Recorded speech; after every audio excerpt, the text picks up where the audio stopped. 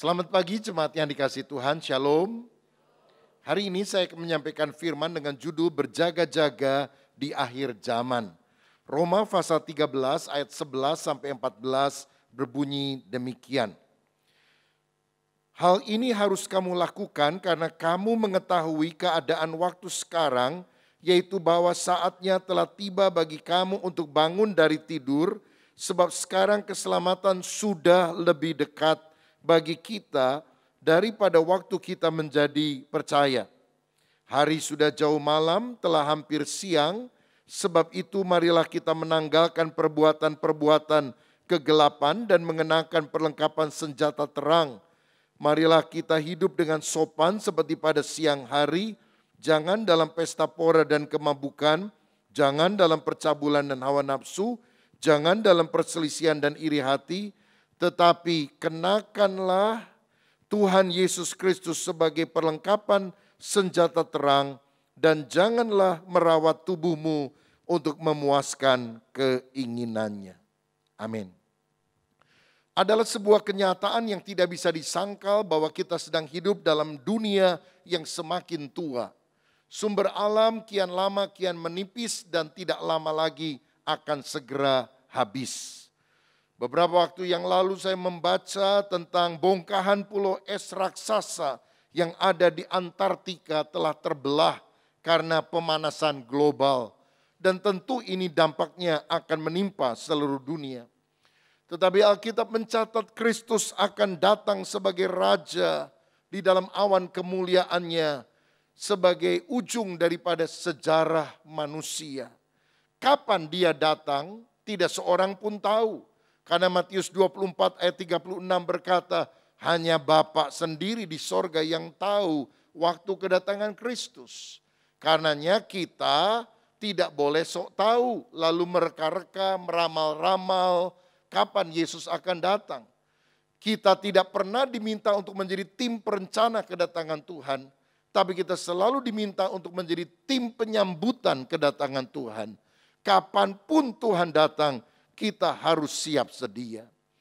Roma 13 ayat 11 tadi berkata, hari kedatangannya sudah lebih dekat dibandingkan ketika kita mulai percaya kepada Kristus.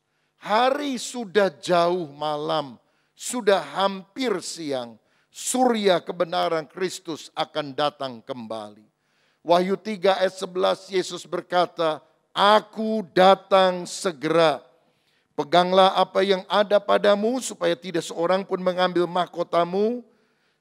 Saudara, inilah yang Tuhan mau supaya kita sungguh-sungguh hidup berkenan kepada Tuhan menyambut kedatangannya.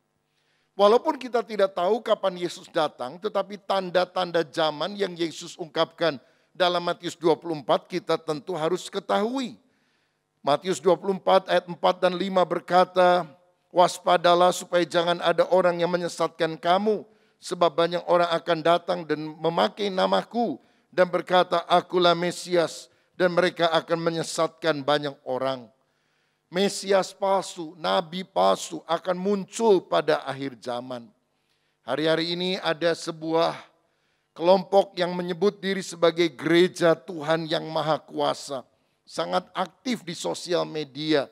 Ini aliran sesat. Hati-hati saudara, gereja Tuhan yang Maha Kuasa berkata bahwa Yesus sudah datang kembali di Tiongkok, di China, berupa seorang perempuan. Jadi pemimpinnya itu perempuan dan dia menyebarkan juga termasuk di dalam bahasa Indonesia. Sangat gencar sekali, ada khotbah-khotbah dan sebagainya, tapi ini aliran sesat.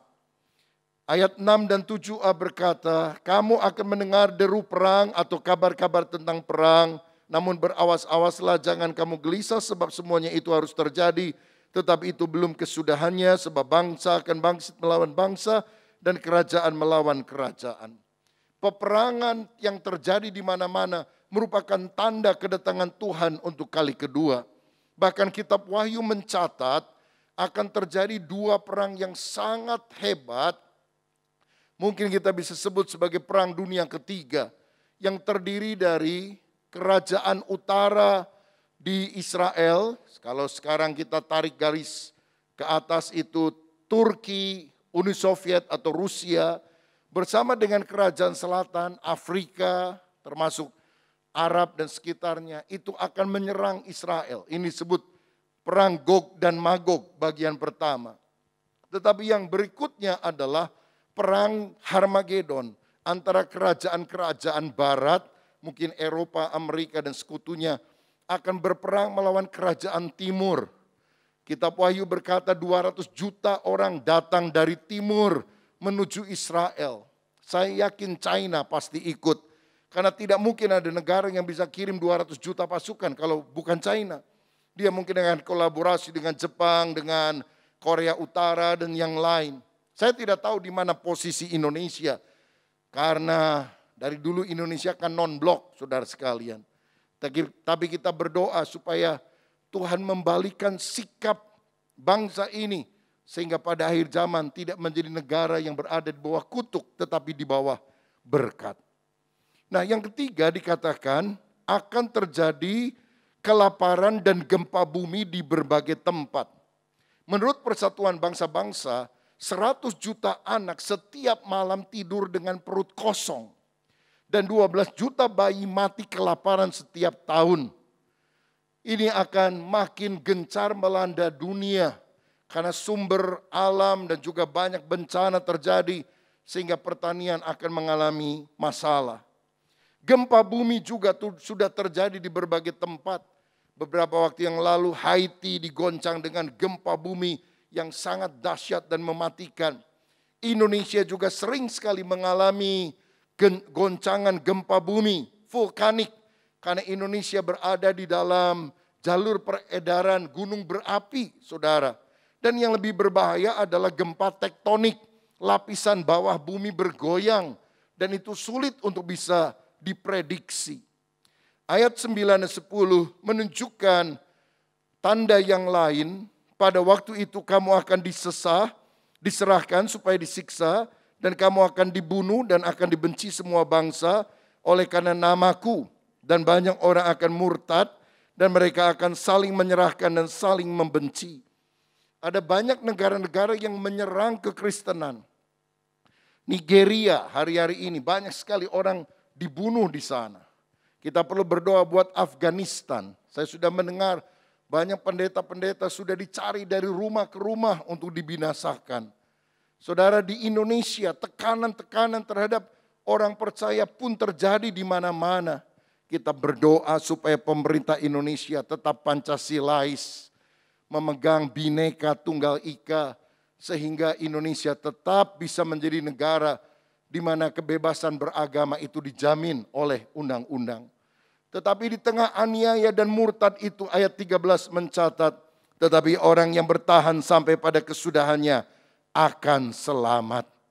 Karena itu jangan takut kepada orang yang mengancam untuk membinasakan tubuh. Tapi setelah itu tidak bisa melakukan apapun. Takutlah kepada Tuhan yang selain bisa membinasakan tubuh, kemudian mencampakkan orang tidak percaya ke api neraka. Tetapi kita biarlah termasuk bilangan orang-orang percaya yang tidak akan dibinasakan, tetapi memperoleh hidup kekal di dalam Yesus. Karena kita setia sampai mati dan Tuhan akan memberikan kepada kita mahkota kehidupan. Siapa yang percaya, berikan kemuliaan untuk Tuhan Yesus Kristus. Nah, kedatangan Tuhan itu akan terjadi dalam dua tahapan yang berbeda. Pertama adalah pengangkatan atau rapture dalam bahasa Inggris. Artinya orang percaya akan diangkat ketemu Tuhan di awan-awan lalu dibawa ke sorga. Baru setelah kurun waktu tertentu, maka Tuhan bersama dengan orang-orang kudusnya dari sorga akan datang lagi ke bumi, menjejakkan kakinya di bumi untuk mendirikan kerajaan 1000 tahun damai di bumi ini dengan ibu kotanya Yerusalem yang sekarang di Palestina. Baru setelah masa 1000 tahun akan terjadi penggabungan, merger dengan kerajaan kekal. Karena langit dan bumi yang sekarang akan berlalu, itulah kiamat. Dan kemudian akan muncul langit baru dan bumi baru. Di mana Yerusalem baru yang ada di sorga sekarang akan turun ke bumi yang baru. Dan Kristus akan memerintah selama-lamanya. bersama dengan orang kudusnya. Nah, berarti yang paling dekat dengan kita bukan kiamat. Karena kiamat terjadi 1000 tahun setelah kerajaan 1000 tahun. Yang lebih dekat dengan kita sekarang adalah rapture, pengangkatan orang percaya. Bagaimana peristiwanya? 1 Tesalonika 4 ayat 16 dan 17 mencatat, sebab pada waktu tanda diberi, yaitu pada waktu penghulu malaikat berseru dan sangkakala Allah berbunyi, maka Tuhan sendiri akan turun dari sorga dan mereka yang mati dalam Kristus akan lebih dahulu bangkit. Sesudah itu kita yang hidup yang masih tinggal akan diangkat bersama-sama dengan mereka dalam awan-awan menyongsong Tuhan di angkasa. Demikianlah kita akan selama-lamanya bersama-sama dengan Tuhan. Jadi peristiwanya begini, penghulu malaikat akan berseru. Alkitab mencatat salah satu penghulu malaikat namanya adalah Mikael. Saya tidak tahu dia akan berseru apa, tapi mungkin dia bilang, Yesus datang. Yang kedua, sangkakala Allah berbunyi. Saya juga nggak tahu bunyinya bagaimana. Mungkin tereret. Ini sangkakala Hollywood, saudara-saudara. Atau sangkakala Yahudi. Tut, tut. Orang meniup shofar. Yang jelas bukan sangkakala Indonesia. Tereret, tereret. Itu si Unyil yang datang, saudara sekalian. Nah, setelah sangkakala Allah berbunyi, Yesus akan turun dari sorga di awan-awan. Lalu orang yang mati dalam Kristus akan dibangkitkan. Kubur-kubur akan menjadi kosong. Yaitu kubur orang yang percaya kepada Kristus. Karena itu orang yang mati yang paling penting adalah kadar imannya. Bukan tebal daripada semennya, saudara-saudara. Karena semua kuburan nanti akan terbelah. Dan kemudian orang mati akan bangkit mengenakan tubuh kebangkitan atau tubuh kemuliaan. Ini ibarat tubuh Tuhan Yesus setelah dia bangkit dari antara orang mati. Tembus tembok, bisa pindah cepat, bisa makan tapi tidak perlu makan. Dan kalau saya dan saudara masih hidup pada waktu itu, kita tidak akan pernah mati. Kita akan diubah dalam sekejap mata menjadi tubuh kemuliaan. Dan kemudian orang yang mati, yang dibangkitkan dengan tubuh kebangkitan, dan orang yang masih hidup yang diubah dalam sekejap mata, akan diangkat bersama-sama menyongsong Tuhan di awan-awan. Dan nanti kita akan nyanyi bersama. Ada pertemuan di udara, pertemuan yang manis. Jadi kita nyanyi nanti di sana ya. Karena itu yang belum bisa lagunya, ini lagu lama, belajar baik-baik. Jangan sampai sudah diangkat suruh nyanyi, gak bisa diturunin ke bawah, repot nanti saudara. Ya belajar lagu ini. Nah saudara-saudara, ini peristiwa pengangkatan yang akan terjadi. Yang penting sekarang apa yang harus kita lakukan menjelang kedatangannya. Kata kuncinya adalah berjaga-jaga. Karena Matius 24 mencatat waktu itu kalau ada 2 orang di ladang, yang satu akan diangkat di bawah, yang lain akan ditinggalkan. Yang diangkat masuk ke dalam kemuliaan Tuhan, yang ditinggalkan akan masuk di dalam sengsara antikristus. Saudara-saudara, orang yang tidak berjaga-jaga, maka kedatangan Kristus ibarat pencuri dan kita akan mengalami kerugian. Tapi orang yang berjaga-jaga, kedatangan Kristus bukan seperti pencuri, tapi seperti mempelai pria yang memang dinanti-nantikan oleh mempelai wanita yang akan mengangkat kita masuk dalam pesta kawin anak domba. Artinya kita selama-lamanya akan bersama dengan Tuhan Yesus. Lukas 21 ayat 34 sampai 36. Jagalah dirimu supaya hatimu jangan syarat oleh pesta pora dan kemabukan, serta kepentingan-kepentingan duniawi, dan supaya hari Tuhan jangan dengan tiba-tiba jatuh ke atas dirimu seperti suatu jerat. Sebab ia akan menimpa semua penduduk bumi ini. Berjaga-jagalah senantiasa sambil berdoa, supaya kamu beroleh kekuatan untuk luput dari semua yang akan terjadi itu, dan supaya kamu tahan berdiri di hadapan anak manusia. Berjaga-jagalah dan berdoa. Menurut Kamus Bahasa Indonesia, berjaga-jaga itu yang pertama berarti bersiap sedia, be ready.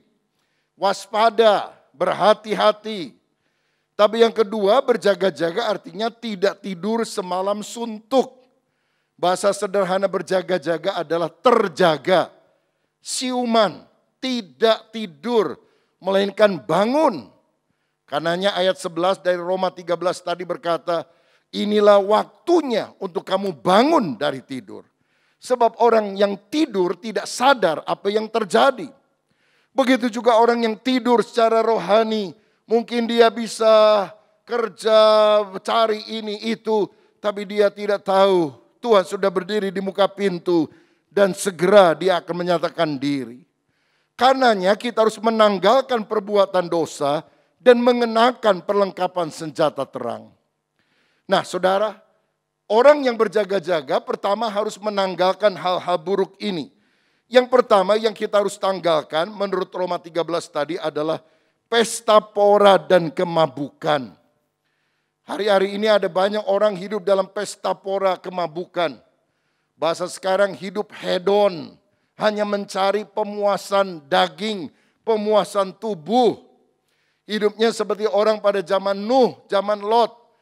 Makan, minum, kawin, mengawinkan. Kalau makan enggak dosa, rakus itu dosa, saudara sekalian. Saudara tahu ada orang yang mati karena lingkar perutnya itu lebih panjang dari tinggi badannya. Jadi orangnya pendek tapi gendutnya luar biasa. Ibaratnya pelutnya meletus, saudara-saudara. 60% orang yang ada di Amerika dan di Eropa itu overweight, kelebihan berat badan. Sementara ada kelompok tertentu di Afrika yang kering, kerontang tubuhnya. Karena apa? Karena mereka kelaparan. Dan ini kondisi yang terjadi pada akhir zaman. Tanggalkan pesta pora dan kemabukan. Orang kaya sekarang, artis yang gak takut akan Tuhan, pestanya bukan cuma makan minum, pestanya pesta sabu, pestanya pesta narkoba, pesta seks dan sebagainya. Ini ciri-ciri orang yang akan dihukum karena kelakuan yang ada di akhir zaman. Tanggalkan, bertobat dari segala hal semacam itu. Yang kedua, selain pesta pora dan kemabukan, percabulan dan hawa nafsu. Sekarang orang bukan hanya senang kepada lawan jenis, tapi kepada sesama jenis. Bahkan banyak negara melegalkan pernikahan laki dengan laki, perempuan dengan perempuan.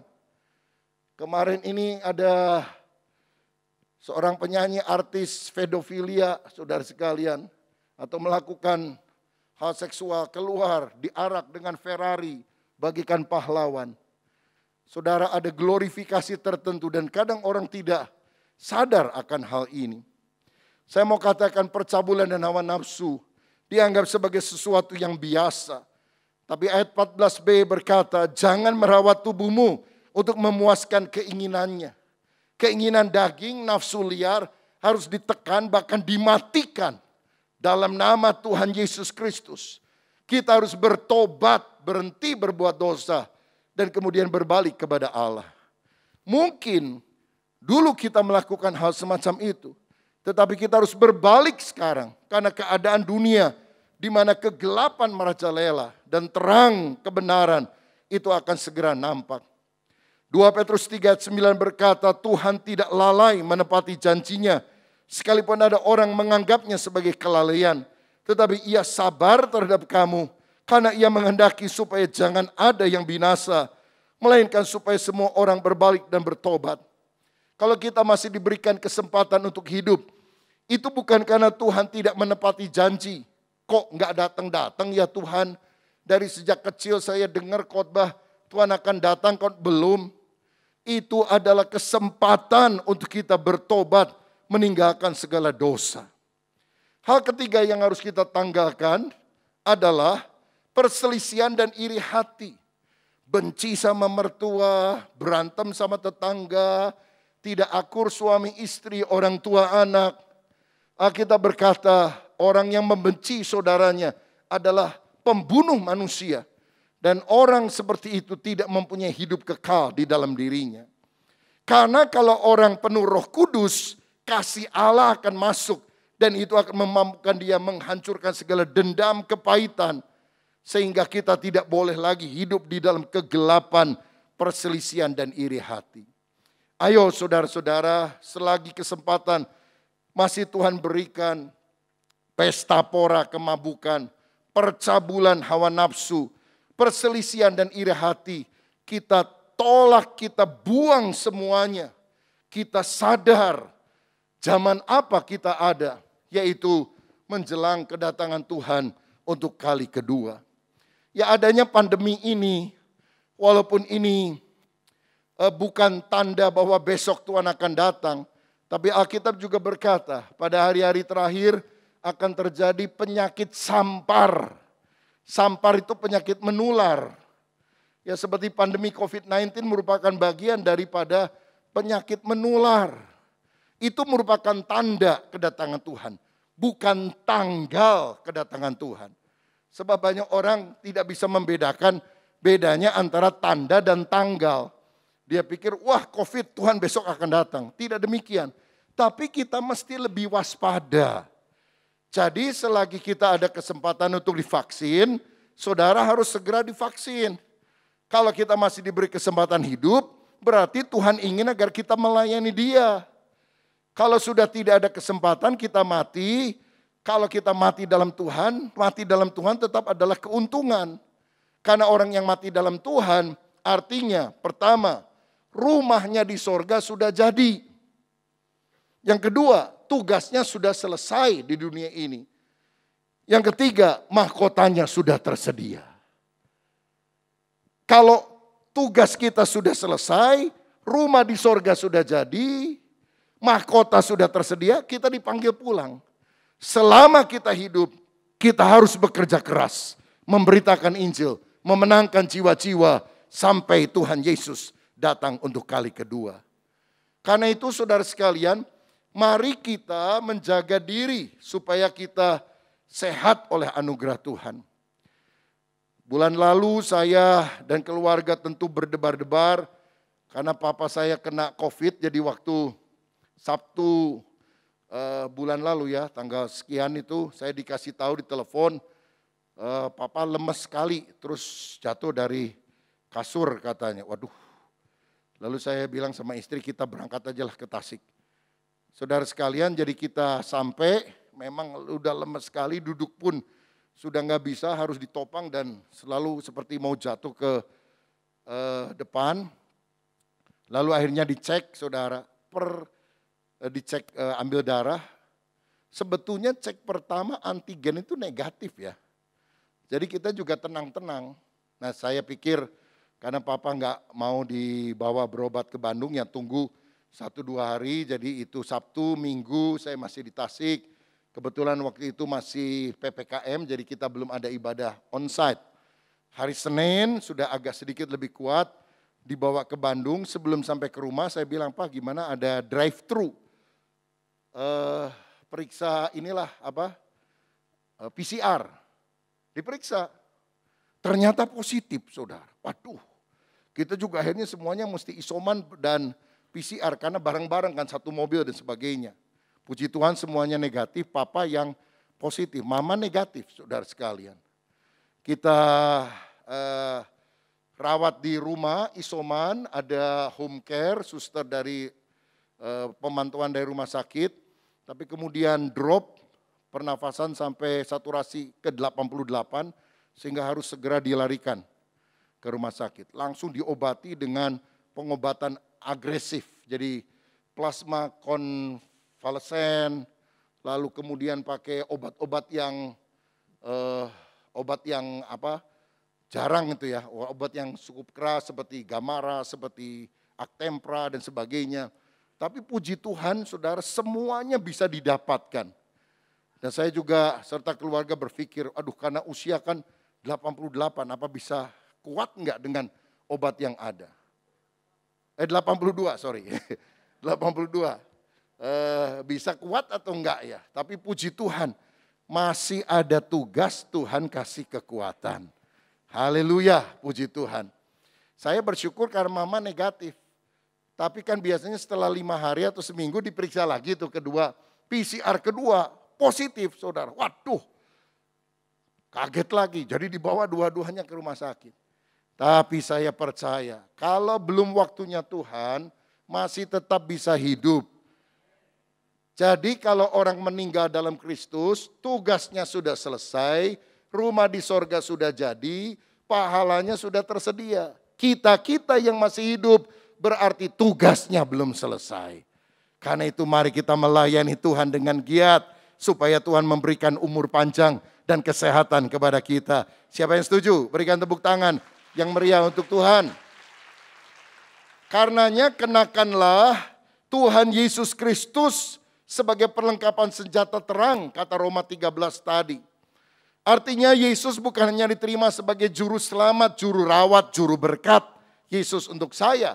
Tapi Yesus menjadi Tuhan dan Raja di mana kita menguntungkan kerajaan sorga.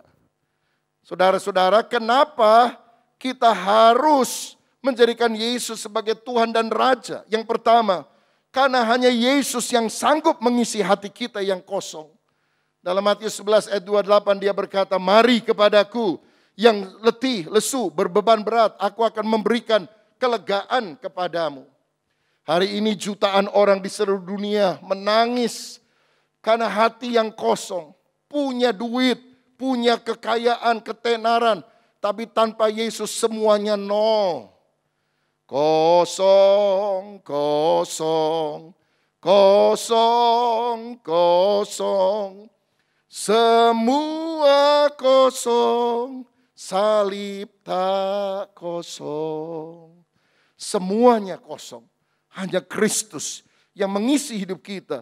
Itu yang membuat hidup kita menjadi berarti. Saya pernah ingat ada seorang raja rock and roll pada tahun 1960-an yang sangat terkenal namanya Elvis Presley. Saya pernah pergi ke Amerika Serikat dan kemudian mengunjungi Museum Elvis Presley di Nashville, saudara sekalian. Dan saya melihat apa-apa yang pernah dimiliki oleh Elvis. Gitar yang dia pakai, baju yang dia gunakan. Salah satunya ada mobil berlapis emas milik Elvis Presley. Kaya sekali, terkenal sekali. Tapi menjelang akhir hayatnya dia minta temannya nyanyi. Elvis minta temannya nyanyi. Lagu apa Elvis? Rock of Ages. Rock of Ages, clear for me. Let me hide myself in thee. Padamu batu karang, aku minta lindungan. Itu bicara tentang Tuhan Yesus. Bayangkan raja rock and roll yang sangat terkenal, gak minta lagu rock and roll menjelang akhir hidupnya. Dia minta nyanyi lagu Rock of Ages. Karena semuanya fana akan berlalu. Hanya orang yang menjadikan Yesus sebagai Tuhan. Dia akan tetap kuat di tengah segala gelora zaman. Karena hanya Yesus yang bisa mengisi hati kita yang kosong. Berikan kemuliaan yang meriah untuk Tuhan kita. Yang kedua, kenapa kita harus menjadikan Yesus sebagai Tuhan? Karena hanya Yesus memberikan keselamatan kekal. Akulah jalan kebenaran dan hidup. Tidak seorang pun sampai kepada Bapa kecuali melalui aku, kata Yesus. Agama-agama hanya memberikan kemungkinan keselamatan. Barangkali, mudah-mudahan, hanya Yesus yang memberikan kepastian keselamatan. Di rumah Bapakku ada banyak tempat. Aku siapkan bagimu. Dan kalau aku sudah siapkan, aku akan datang menjemput kamu. Supaya di tempat di mana aku berada, kamu pun berada. Kalau sudah ada yang pasti, mengapa kita cari yang masih mungkin, yang coba-coba? Saudara, jadikan Yesus sebagai juru selamatmu. Kalau ada di antara saudara yang datang ke gereja, mungkin kau sudah Kristen dari sejak kecil, tapi bukan Kristen yang menyelamatkan. Yang menyelamatkan adalah Kristus pribadi sang juru selamat itu. Bukalah hatimu, bertobatlah, terima dia, undang dia di dalam hati saudara. Maka engkau dijamin masuk ke dalam kerajaan sorga. Yang terakhir, kenapa kita harus menjadikan Yesus sebagai perlengkapan senjata terang? Karena Yesus ingin memakai kita menjadi alat kemuliaannya, alat terang. 2 Korintus 5 ayat 17, jadi siapa yang ada dalam Kristus, dia adalah ciptaan yang baru. Yang lama sudah berlalu, sesungguhnya yang baru sudah datang. Saya percaya Allah punya rencana memakai umatnya menjadi alat kemuliaannya. Dan orang yang Tuhan cari adalah saudara. Apakah kau mau berkata, ini aku, utuslah aku untuk melayani engkau ya Tuhan. Khususnya pada masa pandemi ini, Tuhan ingin menjadikan kita sebagai alatnya. Banyak orang takut mati, mereka membutuhkan kabar baik dari Injil Yesus. Kita punya teladan rohani yang luar biasa. Bapak Pendeta Julius Ishak melayani Tuhan dari 17 tahun sampai 82. 65 tahun cinta Tuhan, melayani. Tantangan, badai, tofan datang, tapi tetap cinta Tuhan melayani. Kiranya kita semua ditemukan setia, tetap melayani sampai kedatangan Tuhan. Alkitab berkata, berbahagialah hamba yang didapati tuannya tetap bekerja ketika tuannya itu datang. Biar kita tidak tertidur, santai, tapi kita tetap berkobar-kobar melayani Tuhan. Melayani tidak harus pakai jabatan A, B, C, D. Melayani adalah panggilan jiwa untuk kemuliaan nama Tuhan. Amin saudara. Kita dalam pelayanan tidak cari jabatan, tidak cari posisi. Tapi kita melakukan fungsi kita sebagai anak-anak Tuhan. Jadikan aku alatmu, jadikan aku terangmu. Tuhan akan memakai kita menjadi alat kemuliaannya. Saya yakin pandemi ini kalau disikapi dengan benar oleh anak-anak Tuhan, akan menjadi kesempatan untuk lawatan Allah terjadi. Ada revival after plague. Ada kebangunan rohani setelah pandemi. Abad kedua ada wabah namanya Antonin. Menyebabkan 1/4 penduduk Roma mati. Tapi orang Kristen abad kedua masih ditekan, dianiaya. Ternyata mereka bangkit melakukan pelayanan kasih kepada sesama. Mendoakan orang-orang, merawat orang-orang. Sehingga banyak orang akhirnya menjadi Kristen. Karena kebaikan hati dari orang-orang percaya. Abad 3 ada wabah Siprianus. Seperti wabah Ebola. Tapi justru setelah wabah itu kekristenan bertambah banyak jumlahnya. Karena orang melihat pelayanan kemanusiaan yang dilakukan oleh gereja-gereja. Oleh orang-orang percaya. Abad yang ke-16 wabah pes. Melanda Jerman bahkan banyak negara-negara Eropa. Puluhan juta orang mati. Tapi orang Kristen tidak meninggalkan pelayanannya. Para pendeta tetap melayani, para dokter tetap mengobati orang sakit. Walaupun mereka kemungkinan terpapar dan ikut mati. Bupati, wali kota Kristen tetap melakukan tugasnya, saudara-saudara. Dengan dedikasi tinggi. Dan itulah yang kemudian menjamah hati masyarakat luas. Sehingga setelah pandemi, mereka berbondong-bondong datang pada pertobatan. Saudara, kita bisa melihat pandemi COVID ini dari kacamata negatif. Ini adalah krisis yang terbesar. Ataukah kita melihat itu sebagai kesempatan yang terbesar untuk kita memberitakan Injil Kristus. Tergantung dari sikap kita. Tapi Tuhan memanggil, tanggalkan segala dosa. Tapi kenakan Yesus sebagai perlengkapan senjata terang. Siapa di antara kita yang hari ini berkata, Tuhan, aku tahu kedatanganmu sudah singkat. Pakai hidupku menjadi alat kemuliaan-Mu. Melayani Engkau sampai Tuhan datang kembali. Dan kalau kita siap, saya percaya pengurapan Roh Kudus akan turun atas kita semua. Tuhan Yesus memberkati. Haleluya. Mari kita berikan kemuliaan sekali lagi untuk Tuhan dan kita bangkit berdiri.